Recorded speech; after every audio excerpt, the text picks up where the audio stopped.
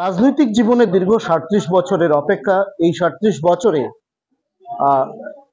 অনেকটাই চেয়ে পাওয়া, অনেকটাই না চেয়ে পাওয়া, অনেকটাই বঞ্চনা, অনেক কথাই আছে। রয়েছেন কনাদ পুরকায়স্থ। কিছু সময় আগেই তিনি বাড়িতে পৌঁছেছেন এবং দু একটা কথা তার থেকে সরাসরি জানতে চাইব। বাবুদা, প্রথম প্রতিক্রিয়া। প্রথমে আমি আপনাদের চ্যানেলের যারাই দর্শকরা যারা রয়েছেন তাদের প্রতি আমার শ্রদ্ধা এবং কৃতজ্ঞতা আমি জ্ঞাপন করছি। আজকের দিনে রাজ্যসভার সাংসদ হিসেবে নির্বাচিত হয়ে আমি প্রথমবার আমি শিলচরে এসেছি এবং এই সাংসদ হওয়া পেছনে দলীয় কার্যকর্তা, দলীয় নেতৃবৃন্দ, আমার গুরুজনরা, আপামর জনসাধারণ প্রত্যেকের শুভেচ্ছা, প্রত্যেকের আশীর্বাদ সেটা রয়েছে এবং তার জন্য আমি সবার প্রতি আমার কৃতজ্ঞতা আমি প্রকাশ করছি। যে সাংসদ হয়েছি সেটা ঠিক কথা। আজকে দলীয় নেতৃবৃন্দ ৩৭ বছরের আমার যে কাজ, দলের প্রতি যে কাজ, সেই কাজের আজকে মূল্যায়ন তারা করেছেন এবং এই যে সম্মান, সেই সম্মান আজকে আমাকে দেওয়া হয়েছে। আমি মনে করি এই সম্মান শুধু সেটা আমার সম্মান নয়, দলের প্রতিজন কার্যকর্তা, নিষ্ঠাবান কার্যকর্তা যারা রয়েছেন, যারা দীর্ঘদিন ধরে দলের সাথে যুক্ত রয়েছেন এবং নানা ঘাত প্রতিঘাত সহ্য করার পরে দলের আদর্শের প্রতি নিষ্ঠাবান হয়ে তারা দলের সাথে তারা কাজ করছেন, দলের কাজ করে তারা যাচ্ছেন। আমি মনে করি সেই প্রতিজন কার্যকর্তাকে সম্মান এবং স্বীকৃতি দিয়েছে দল। ঘটনা হচ্ছে যে আমি এই পদ যেটা আমাকে দেওয়া হয়েছে, যে দায়িত্ব যেটা দেওয়া হয়েছে, সেই দায়িত্ব সঠিকভাবে সেটাকে পালন করা, দলীয় নেতৃবৃন্দের বিশ্বাস, জনগণের প্রত্যাশা সেটাকে পূরণ করা, সেই চিন্তা নিয়ে আমি আগামী দিনগুলোতে আমি আমার যে অ্যাক্টিভিটি যেটা আছে সেটা আমি চালাবো।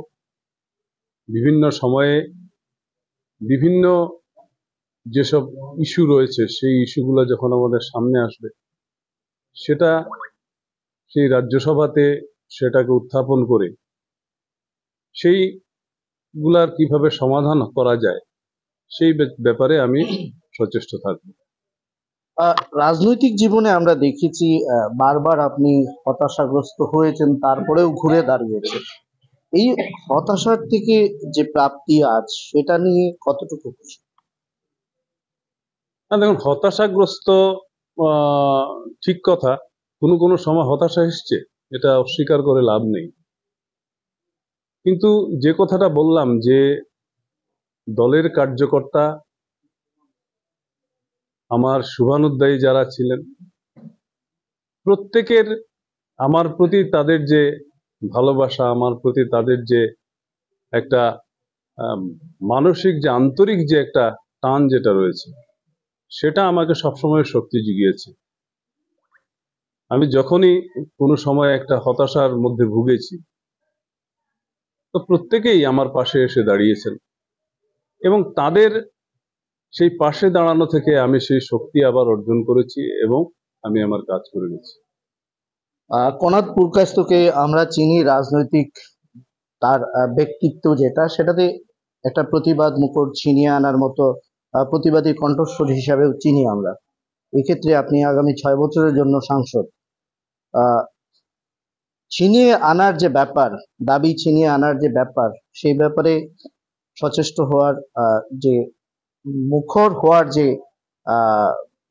বলবো দায়িত্ব যেটা আপনি পেয়েছেন, সেটা কতটুকু আমরা সেটাতে আশা রাখতে পারি? দেখুন, ছিনিয়ে আনা আন্দোলন করা সেটা 2014 আগের একটা এপিসোড ছিল। এখন ছিনিয়ে আনার কোনো প্রয়োজন নেই। আপনার যে চাহিদা রয়েছে সেটাকে যদি সঠিকভাবে যুক্তিপূর্ণভাবে যদি সেটাকে আপনি সঠিক জায়গায় উপস্থাপন করতে পারেন, বর্তমান সময়ে আমরা এটা বলতে পারি যে ভারতীয় জনতা পার্টির যারা যারা দিচ্ছেন, সরকারের যারা নেতৃত্ব দিচ্ছেন, আমাদের মাননীয় নরেন্দ্র মোদীজি, আমার আসাম সরকারের মুখ্যমন্ত্রী মাননীয় ডক্টর হিমন্ত বিশ্ব শর্মাজি, তারা মানসিকভাবে মানুষের কাজ করার জন্য তারা সবসময় তারা প্রস্তুত রয়েছে এবং সঠিক সঠিক সময়ে সঠিক ক্ষেত্রে সেটা যদি উপস্থাপন করা যায়, আমার মনে হয় যে কাজ এখানে করা ততটা কঠিন হবে না। কথা হচ্ছে যে এখান থেকে বিষয়গুলো সেখানে পৌঁছাতে হবে এবং সেটা সঠিক জায়গাতে পৌঁছলে সেটা হবে। আজকের দিনে আপনারা লক্ষ্য করেছেন যে বরাক উপত্যকায় ভারতীয় জনতা পার্টির সরকারের সময় যেসব প্রকল্প এসছে, কোনো প্রকল্পের জন্য কিন্তু আন্দোলন করতে হয়নি। আজকে বরাক উপত্যকায় আসাম সরকারের মাধ্যমে মিনি সেক্রেটারিয়েট হচ্ছে, আন্দোলন করতে হয়নি। আজকে বরাক উপত্যকায় আমরা যদি লক্ষ্য করি যে আমাদের ইস্ট ওয়েস্ট করিডোর, যেটা ইস্ট ওয়েস্ট করিডোরের জন্য কোনো প্রকল্পের জন্য কিন্তু আন্দোলন করতে হয়নি। আজকে বরাক উপত্যকায় আসাম সরকারের মাধ্যমে মিনি সেক্রেটারিয়েট হচ্ছে, আন্দোলন করতে হয়নি। আজকে বরাক উপত্যকায় আমরা যদি লক্ষ্য করি যে আমাদের ইস্ট ওয়েস্ট করিডোর, যেটা ইস্ট ওয়েস্ট করিডোরের জন্য কোনো আন্দোলন কিন্তু করতে হয়নি অটল বিহারী বাজপেয়ী সরকারের সময়। পরবর্তীতে সেটাকে একটা হিমঘরে ঠেলে দেওয়ার মতো একটা পরিস্থিতি কংগ্রেসের সময় সেটা তৈরি করা হয়েছিল, কিন্তু আমাদের সরকার আসার পর আবার সেটা শুরু হয়েছে এবং সরকারের সদিচ্ছা রয়েছে যে